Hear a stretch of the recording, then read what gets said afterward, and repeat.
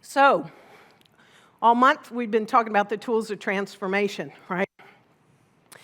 In this game called life. And when we understand the tools and we know how they operate, and like if you know how a hammer works or a screwdriver works, you have to know which direction you're going to use that screwdriver. It's not just screwdriver, you have to know, are you going to take it lefty-loosey or righty-tighty, all that good stuff, right? But there are tools. And this ancient wisdom, the spiritual principles of this game called life, and when we understand them, that's great. When we apply them, that's awesome. So we got to know them and apply them. And we need to apply them consistently. At least that's what I found for my life. I have these moments. I don't know about you, but I do have these moments where I fall off. Luckily, I have someone in my life and everybody around me that says, you just fell off. Will you use your tools? And remember your spiritual principles, because I forget. I'm human, and I'm divine. So today, I want to talk about what I believe is one of the key tools. The more that I've used it, the more it's helped me in my life. And it's this thing called faith. And not just faith, but unwavering faith. Unwavering faith. Well, okay, I might waver just slightly, but when I know I'm wavering, what do I need to do? I've got to come back and be strong and steady and grounded and say, right here is unwavering faith. So I want to tell you that Dr. Petra has unwavering faith. I've witnessed it over these past 5 years, and I've heard stories about prior to me arriving in Dallas. And I want to share a journey. I want you to go on a journey with Petra, me, us today on this journey called Unwavering Faith. Some of you know that she didn't start as a minister in Dallas, Texas. She actually started in Seattle in the Northwest. Who's been to the Northwest? Oh, yeah, someone just came back from there. And it's beautiful, isn't it? Oh, trees, mountains, water. Trees, mountains, water. Trees, mountain, water. Everywhere you look. And after she started a community, when she first became a minister some years ago, we just celebrated 35 years of Petra being a minister. She started a community, and she built it from no people to hundreds of people in 7 years. And as she likes to say, she flamed out and burned out royally. So after that big flame out, she bought herself a cabin in the woods. She went to the Cascades Mountain, and significant introvert, bought a cabin in the woods, and boy, was she in heaven. Heaven on earth, living in her cabin, had a pottery shop, all that stuff, and just loved it. Then this really beautiful thing happened in her life. She had a son, Jason. So she had a son, and it didn't take long for her to figure out, I don't think I can really truly raise a son by myself in a cabin in the woods in the middle of nowhere. So she decided to come to Dallas, Texas to live where her mother and stepfather were living. Now, I've heard some stories about this.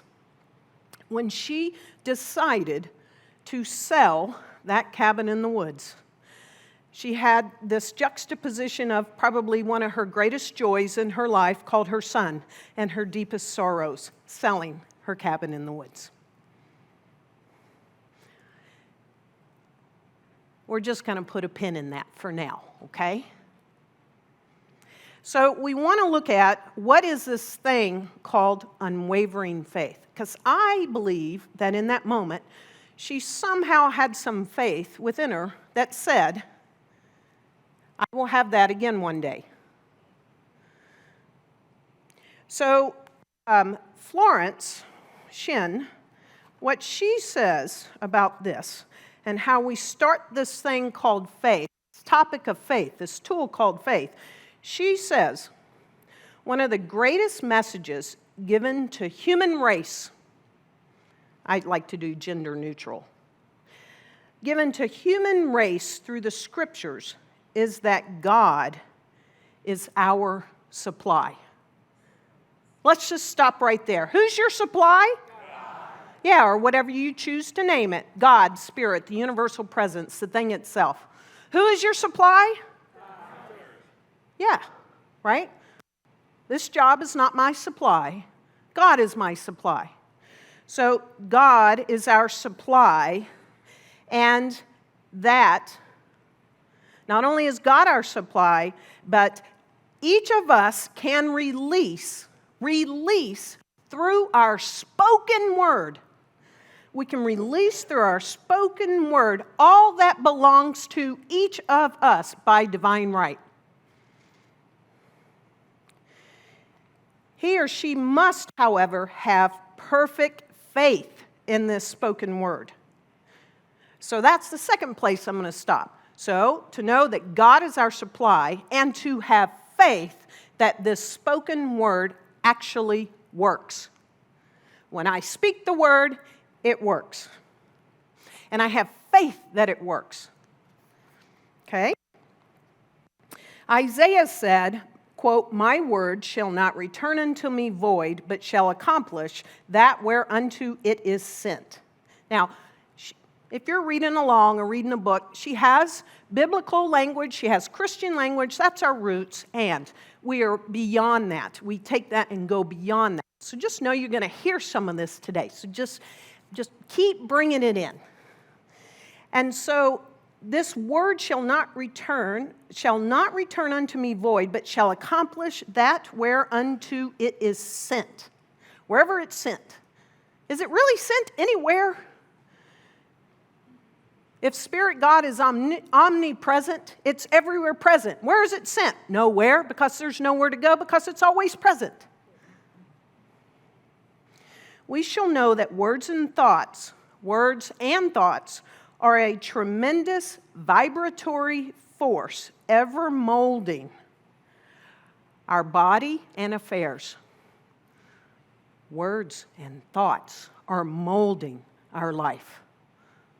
Words and thoughts.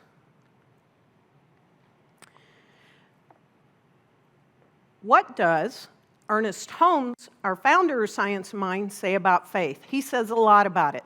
He has, at least 50 definitions in the textbook. This happens to be my favorite. On faith, if we're going to have unwavering faith, he says faith is this mental attitude. It is this mental attitude within our own thought, which is so convinced of itself, its own idea, whatever this thought is, which so completely accepts it that any contradiction to it is unthinkable and impossible. This is where unwavering faith for me starts. So whatever it is that I want for either my own individual life, for a collective life, for the whole of humanity's life, it works all the same. There are times where I do waver. I must bring myself back as quickly as I can, where anything unlike what I want is unacceptable and unthinkable, okay? Cabin in the woods. Cabin in the woods. And whenever anything moves us off of whatever it is, we have to so convince ourselves that it is so here, right here, that anything unlike it is unthinkable and it's unacceptable. Peace in humanity. That we're all brothers and sisters, whatever it is. So we have to hold that vision of what it is that we want and have faith. So 3 years ago, approximately, Petra and I started talking about the possibility of having a vacation home, and the number one request was a cabin in the woods. Y'all are catching on. A cabin in the woods. And it was like, okay, well, what would that look like? Okay, so we started talking about it 3 years ago. 3 years ago. Well, can we afford it? Don't know. Where do you want it? I don't know. But we kept talking about it, and it was like, well, we really want at least one of these three things. Mountains, water, woods. Mountain, water, woods. And sometimes we'd go, well, why can't we just have all three, mountain, water, woods? And we started talking about this 3 years ago. And we started to hold the vision that this was a reality. Anytime it was like, well, how are we going to afford that? Nope, this doesn't matter, don't need to know how. Cabin in the woods, a place where we can retreat to, either collectively or individually, doesn't matter. Friends and families can go to, all that good stuff, right? Vacation home. Let me just say, we're not moving. Let's just get that out of the way. Okay, so it's this starting to hold the vision. I love this. So when you begin to have faith and start to hold the vision for something, you got to watch out. You got to watch out for tricksters and speed bumps and all this stuff. And she tells us that if one asks for success and yet prepares for failure, he or she will get the situation that he or she had prepared for. She gives an example in the book which is really good, that this man came to her and said, hey, I want to wipe out this specific debt. And so she spoke the word, and she said, okay, specific debt is no more, it's wiped out. And then, right after he walked out of her office, he started planning for what to say to the person that he had debt owed to, what excuse he was going to give for not paying the debt. She said, boy, he just neutralized and wiped out my words.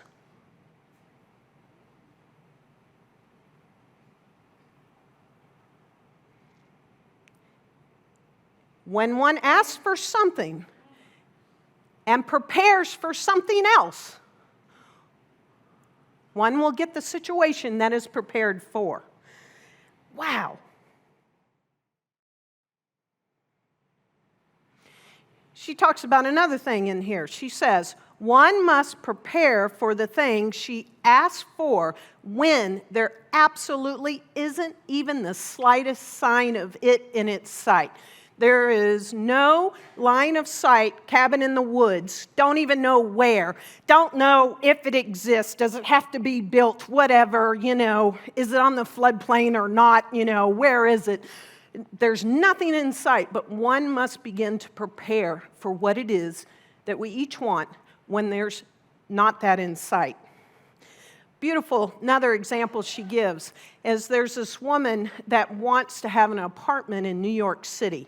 And at the time, there were no apartments available in New York City. So guess what? This woman and all of her friends would tell her, why are you're going to have to put your stuff in storage. There are no apartments available. Don't even go there. Don't plan for it. And she said, oh, yes, I'm going to get an apartment in New York City.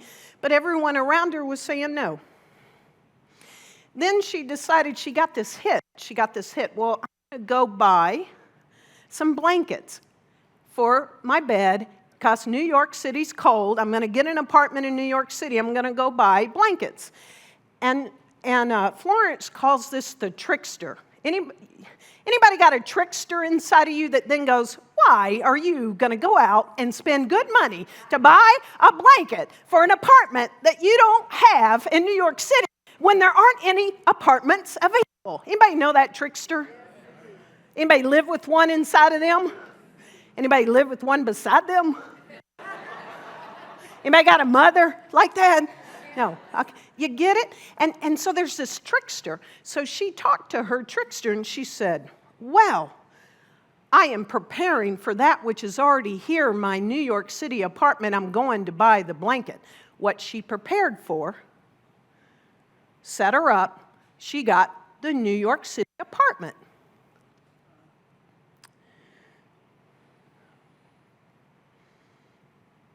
Yeah. And so when we act, and I mean like action, not play action, when we act as if we already have it, That's attracting it to us. So that's something that Petra and I did over these past few years. We made sure, and we just got back from Colorado, a beautiful cabin in the woods. And there's mountains and there's trees. There's water sort of over yonder way.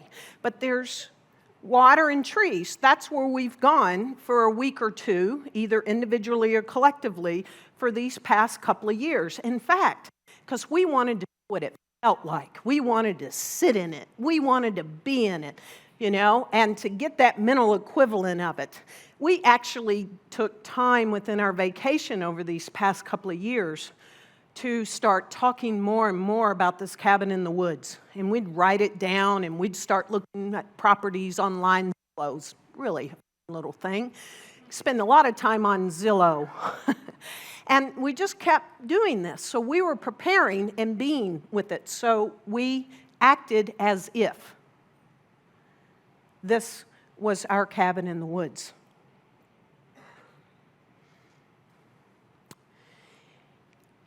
Ernest Holmes tells us about faith that faith looks to the invisible, and instead of seeing it void,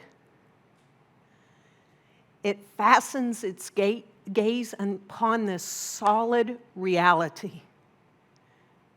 So we look to the invisible, or what it is we want, but it's not void. It's actually solid. It's a solid reality. And anything that we can do and actions that we can take, most of them not taking much time, not costing much money, not doing a lot other than taking action so that this is a reality. In our own mind's eye, in our feelings, in our convictions, all of that. That is important to do. And so we kept doing that.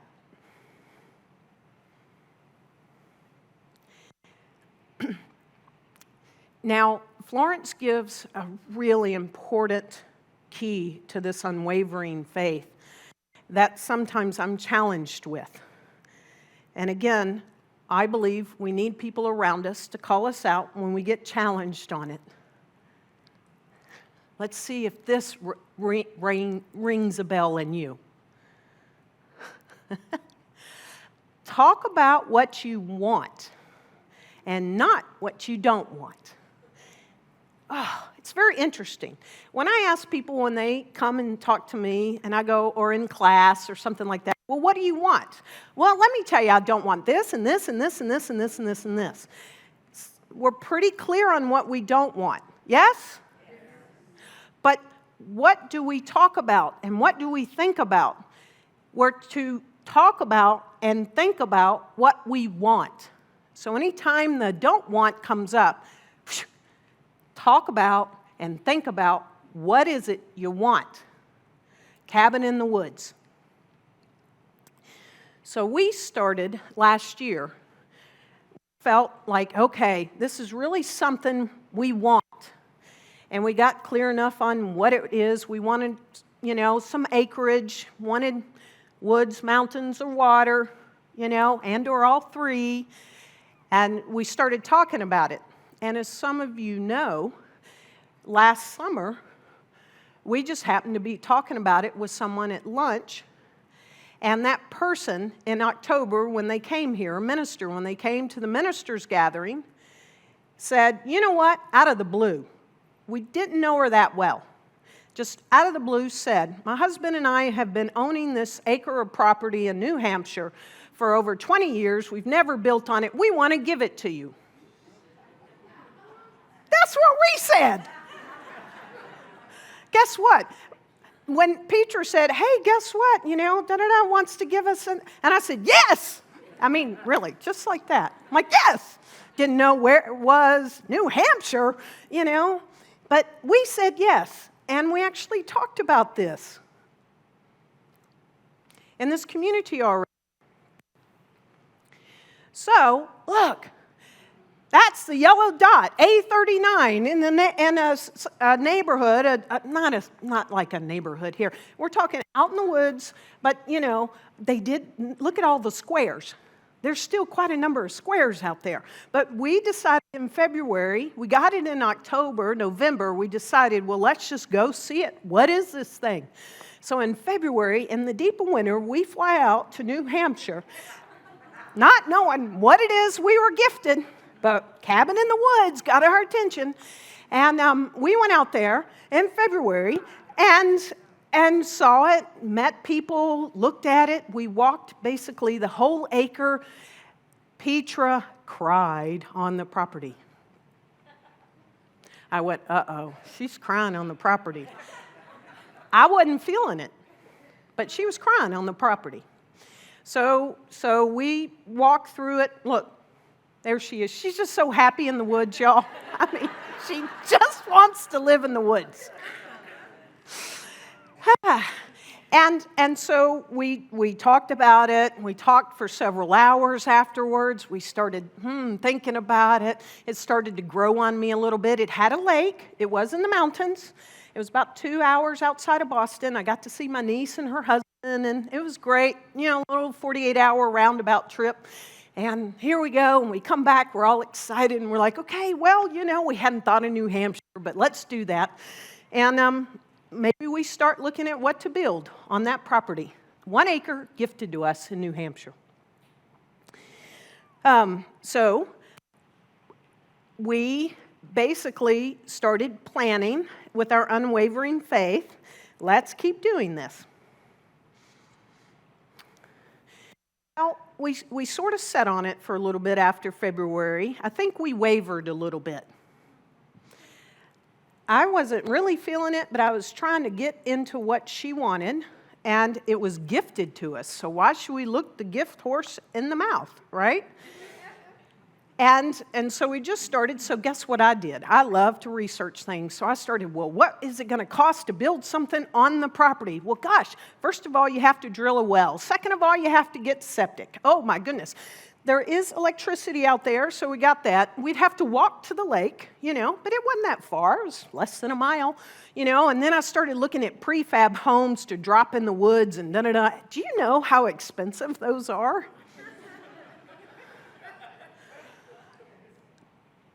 I couldn't find one at 1,000 square feet for under $150,000. I mean, it's just like, I thought, well, it's better on the environment because, you know, they're making it in their factory and there are all kinds of places in the Northeast that does this. And I was looking and I was like, wow, 180. Oh, goodness. Okay, well, prosperity consciousness, you know, keep the faith, all this. We were working it. Come on, do it. It was like, here we were, we kept talking about it. Meanwhile, I have to confess, I was looking on Zillow still, like all over. Northwest, Northeast, you know. Oh, how about Michigan, the Great Lakes? I mean, Michigan's a cool place. You're going to need water at some point, right? You know, I'm just saying. And, you know, and so I'm like, Great Lakes. And I remember this day, while we were still talking about this property, finally, she looked at the topography of Michigan. Beautiful. I mean, I was falling in love with Michigan. Who knew? And she said, Karen, it's flat. There are no mountains. I went, oh. It was inexpensive. There was a big lake or two out there. I could go from there to Canada on the water. You know, all this good. But it's flat. And I went, oh. I will not forget the day where I looked at her finally and said, you know what? We're not going to look in Michigan anymore. She cried. She did. Because I was not asking her to give up on a good portion of her dream, that she had faith, mountains, cabin in the woods. And I just stopped. I deleted every property I've been looking at in Michigan. It's off the table now. And she saw that I met her there. And I went, oh my gosh, this is so important to her. All right, so we kept talking. And so finally about this property, well, let me just say this. Here's something that Ernest Holmes says that is so important. And when I read it for the first time in the textbook, it stopped me in my tracks. He says that we are not to have faith in God. but to have faith of God. Oh my gosh. I was like, up until that moment, I'd had so much faith in God.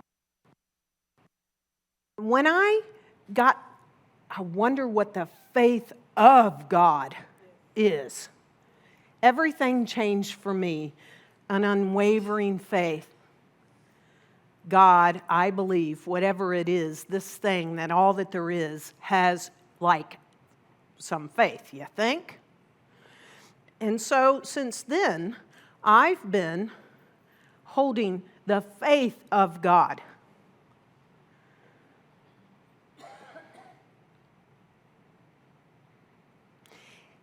And Florence says something that is also very important. When you take the faith of God and you add something to it, it is very powerful. She's talking in this chapter, The Law of Prosperity. She's talking about this guy that had a vision for something. And he knew that he needed some help in holding that vision. He needed someone to help him hold to that vision. And this is what we each can do for each other. I want you to hear this. I've been contemplating people in this community that have been holding something and holding something and holding something, and then it hadn't happened, and there's big disappointment. And I'm like, but I wonder if they've asked a practitioner or a minister or someone else in this community to like hold that vision with them. And she talks about this. She says that Jesus knew the truth of this when he said, quote, "If two of you shall agree on earth as touching anything that they shall ask, it shall be done for them of my Father which is in heaven." So when two or more, but two agree on something on earth, it must be done. As within, so without, as above, so below. The friend, so one gets too close sometimes to his or her own affairs and becomes doubtful or fearful. Anybody? I mean, I get too close, and the doubt comes in, fear comes in, and I'm like, this, really? It can't happen. Really? We're gifted a proper, whatever. You know, it's like fear just starts coming in. And so I ask people all the time, I need you to hold this vision with me. I need you to stand strong with me. Don't let me waver. This is the vision. And that's what Peter and I have been doing for each other on this cabin in the woods. I really need people to hold the vision when it comes to like my physical body stuff, because, you know, if I got a cold and it's just snot coming through my nose and it stopped up, I don't really feel healthy. And I'm using cold as an example. That's when I really have some, but two or more agreeing. So she says it is much easier to demonstrate for someone else than for oneself. So a person should not hesitate to ask for help if he or she feels himself or herself wavering. So if you're holding the vision for something and you know you're starting to waver and you can't get back to that unwavering faith, call a practitioner, have a session, call one of us. You know, say, I want you to stand with me, this, and don't move off this spot till I call you back and say it is done. Wow, that is so important. So, we decided, since we were standing on this cabin in the woods, we decided, well, I guess we better finally take some action. We had seen it. Looks like a good place to build on. Let's get a perk test. You know, you have to see if it'll percolate to put a septic on it. So we did that a couple of months ago. We spent the money to do that. And guess what? It didn't. Didn't perk. Can't put a darn thing on that piece of property.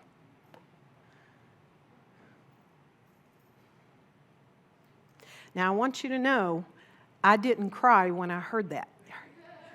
But, I was all in. I don't know that either one of us honestly were all in, but it was interesting that we both didn't go down the tanker of disappointment. And it was like, okay, now we know. We did not move off of that vision of cabin in the woods.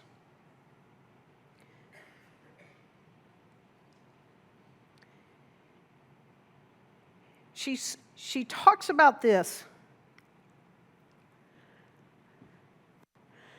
She talks about this in the book. And I don't think I had thought about it in this way until I read this book.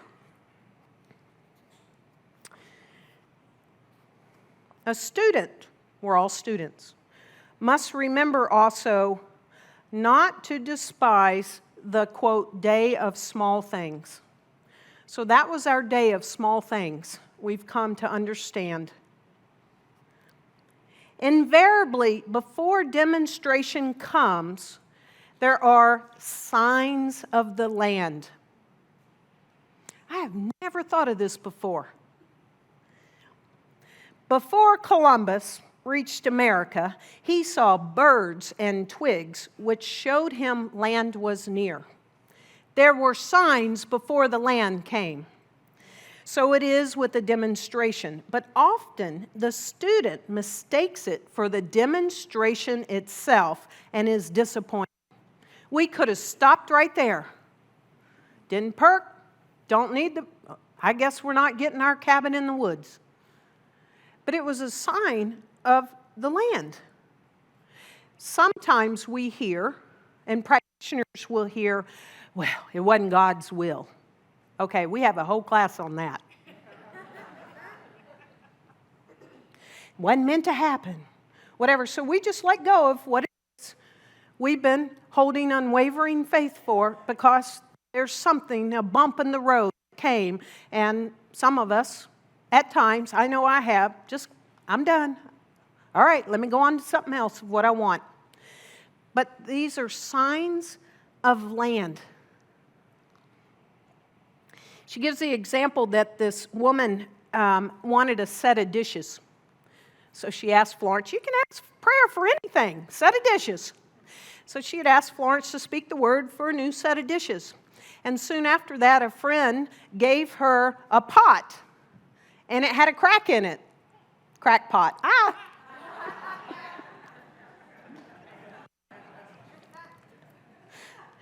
I cracked myself up in the moment. Anyway, so she said the pot was just a sign of the land. It shows that your dishes are coming. There's your sign. Look upon it as birds and twigs and seaweed, like you're about to hit land. And not long after that, she got her new set of dishes. Okay, this is so important. This was like significant. I was like, oh my gosh. So New Hampshire flew out there.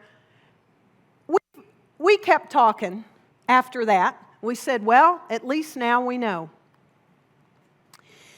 And so guess what? We decided now we're going to get really busy, because it was like this urgency. And I got on Zillow. On my day off, on Friday, I spent hours on Zillow. Okay, didn't look in Michigan, looked in the Northwest, in Seattle. It's expensive.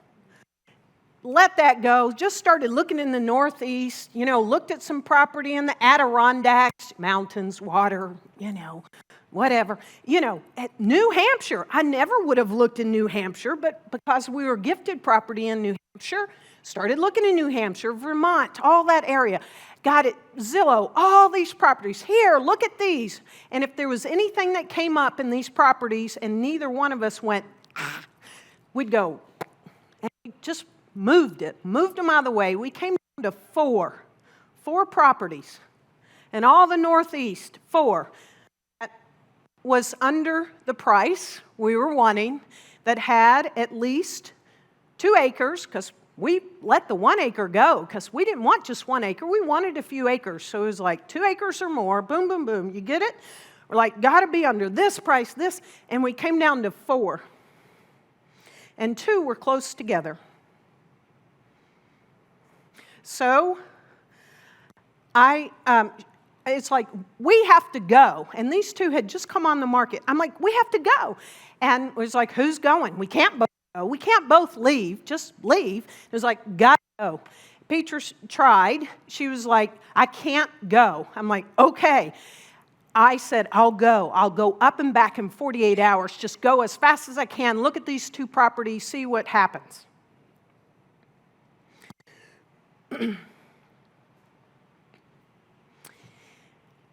I really thought the first property, 6 acres, they were both 6 acres, 6 acres, I can't even talk, I'm so excited.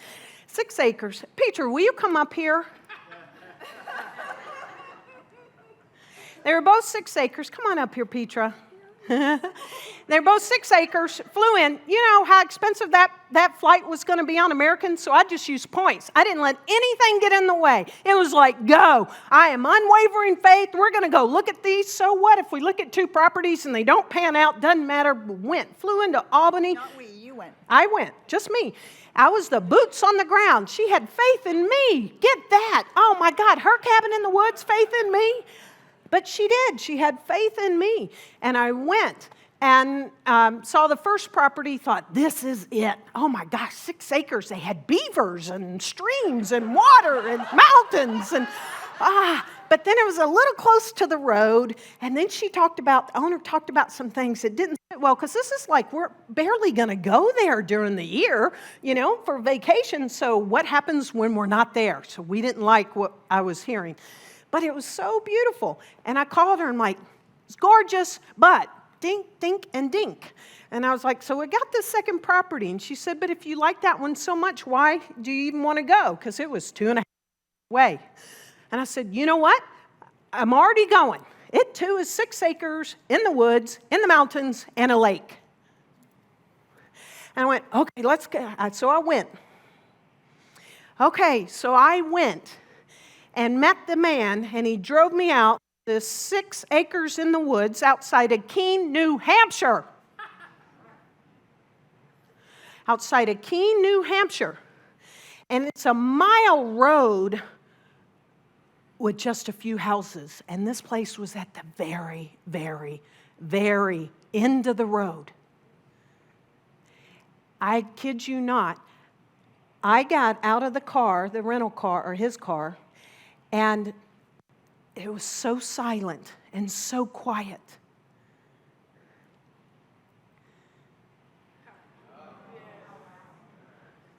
It was so silent and so quiet. It's a 3-season home on 6 acres for way less what it would have cost to put the house on the acre. Fully furnished.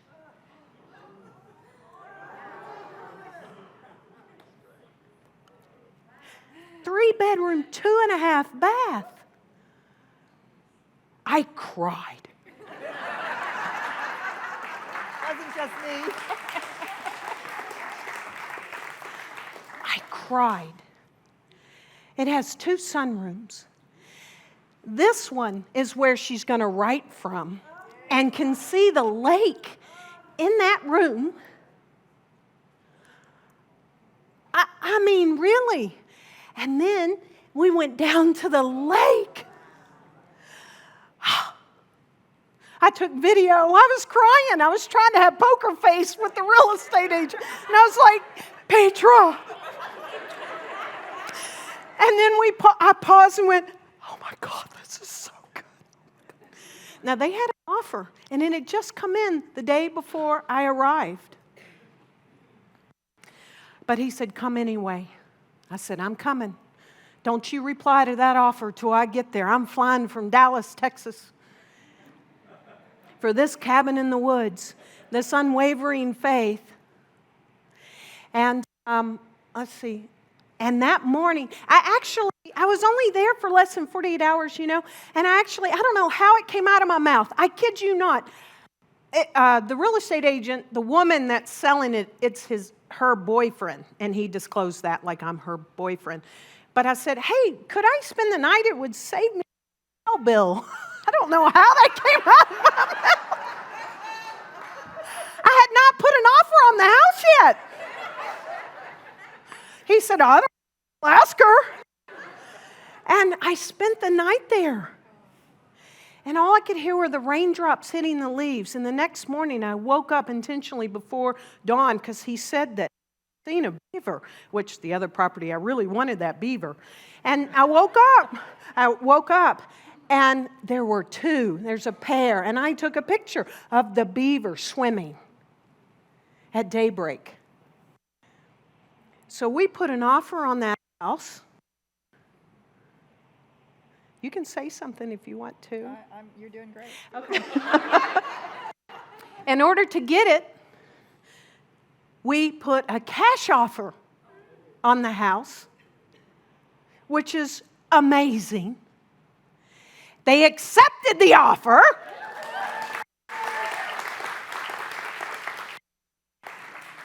Unwavering faith, there's been a couple of bumps along the road. We've had to have unwavering faith. They can't quite decide how big the property is. They don't have an actual survey. So it's been interesting. But we know it's 6.1 acres, right where I walked around. Woods, water, mountains. For way less, furnished for what we would have been doing for the next year, right?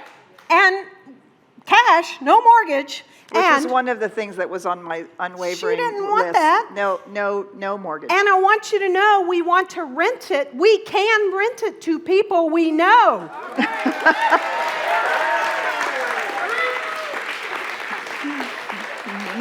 Can't put it on Airbnb. You can't. But people we know. We know a lot of people. You too can go have a cabin in the woods and expensive. Really. I mean, really. And so, unwavering faith. So I do want to say one thing about your story that. Okay. So when we started 3 years ago, we actually wrote a list of 8 states that we would consider in the Northwest and in the Northeast. And you may have forgotten that New Hampshire was on that list. I did. It was. Actually, at one point, we circled it as one of the places that we wanted to look at. And so even in the unwavering faith, do you see that you don't have to obsess about it? She'd actually forgotten that New Hampshire was on our list. But that idea, as it continues to get worked, right? And we actually had gotten pre-qualified for a mortgage. The other house was more expensive. We would have had to put a mortgage on it. We did all the work to pre-qualify it, and I kept having in the back of my mind, no mortgage, no mortgage, no mortgage, no mortgage. But the unwavering faith does not mean we obsess about it. It is that anything unlike what we want is actually unthinkable. Do you see the difference? And it becomes so unthinkable for it to be any different that there are parts of it that you forget about because it's so accepted as a part of that which you have faith in. Did I say that in a way that made sense to you? Sometimes I think we work so hard at making sure we have all the pieces and that we're not actually in that place of deep, unwavering faith. Mm-hmm. Yeah, and I want to share the last piece of this process before we heard that it was accepted. This is another thing that Florence talks about that I've really got to understand recently over these past few weeks. When she said yes to me staying out there, we wrote the offer, and then I went out there to spend the night. There's no cell coverage on AT&T, so don't worry. We're getting a phone for the local a flip carrier, phone. so you can have.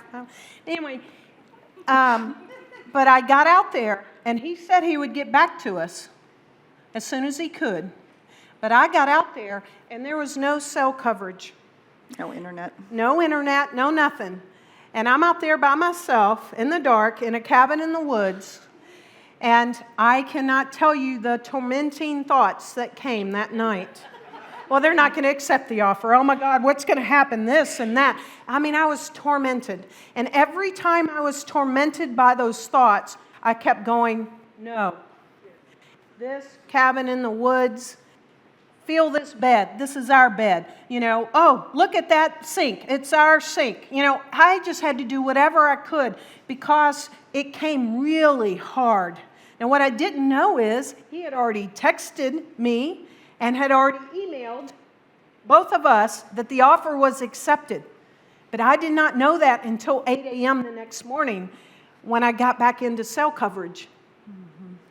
And I had to work. It came in a flood, these tormenting thoughts. Like, what if this doesn't happen? And I had to stand in faith. And it's not just the tormenting thoughts, then also there are bumps in the road. And I want to underline the difference between bumps in the road and signs of the land.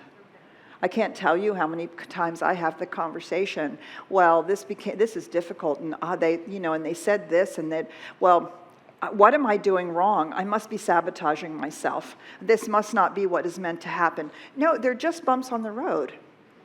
They're just bumps on the road. That's different than signs of the land where things are beginning to show up. They're not exactly what we thought they were. They're not exactly what we wanted, but we get to say, okay, I'm getting closer. I'm getting closer. I'm getting closer. Do you see how that is a different sign than bumps on the road? Some of the bumps on the road might actually be boulders, but they are not signs that which you have faith about, unwavering faith, they are not signs that something outside of you thinks you shouldn't have it.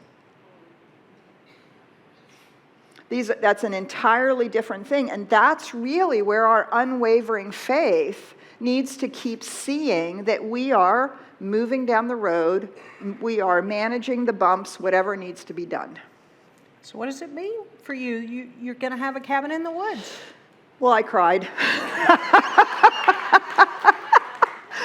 So I'm going up. So I'm actually flying up Thursday morning, and we do the final walkthrough to make sure they haven't taken the sink that's ours or something, or whatever. See, I went to go see it. Now she's going to close on it because I haven't seen it yet. I've only seen the pictures, right?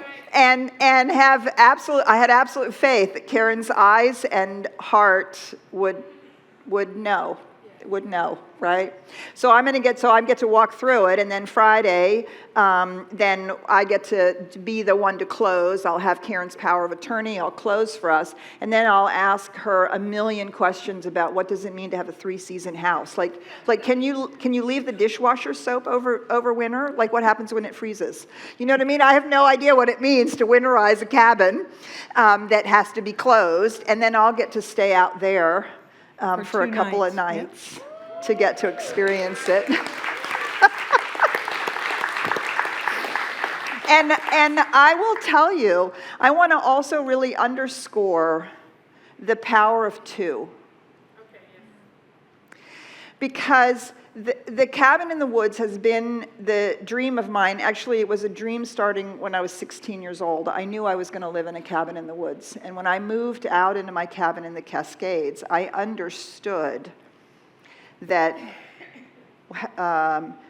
whatever that was, 12, 15 years later, somewhere in there, that I was living that declaration that I had made at 16, that I was going to live in the cabin in the woods.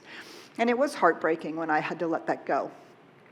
When I just couldn't see my way through to stay there. It was heartbreaking. And I've had that in the back of my mind. I've had a cabin in the woods once before, and I can do it again. But I've raised a child on my own. I've been in the ministry, and it was really Karen's and my collaborating on that vision and really talking about what do we want in this experience and trusting each other's intuition about it and the work about it and this holding each other strong when one or the other of us would waver. And I would think, I don't know how we're going to buy something in the Northwest. It's way, way expensive. And how, and how we're going to do this. I don't want a mortgage. I don't want a mortgage. I don't want a mortgage. Did you hear me? I don't want a mortgage. No mortgage. No mortgage. And people are like, oh yeah, we can get a mortgage. I'm like, no mortgage. No mortgage. Right? But I can't figure out how that's going to work. But in the power of two and the sharing of that vision and the holding it with each other, I cannot tell you how my faith was strengthened. Right? So it wasn't just my unwavering faith, which I do know I have a lot of. It was the strengthening with someone who had that unwavering faith with me.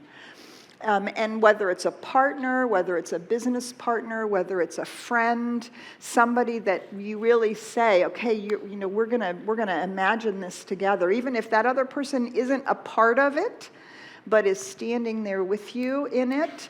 Because there were times when I thought, I don't know how this is going to be possible. I don't see how we can afford it. I don't know how this is going to be, right? And then, boom, there would come the faith. There would come. And then sometimes it would be me. Do you see what I'm saying? Right? And that power is so important. It is. I've learned that. And so this is a key reason why we're in community, is to hold each other and to have that, help each other have that unwavering faith.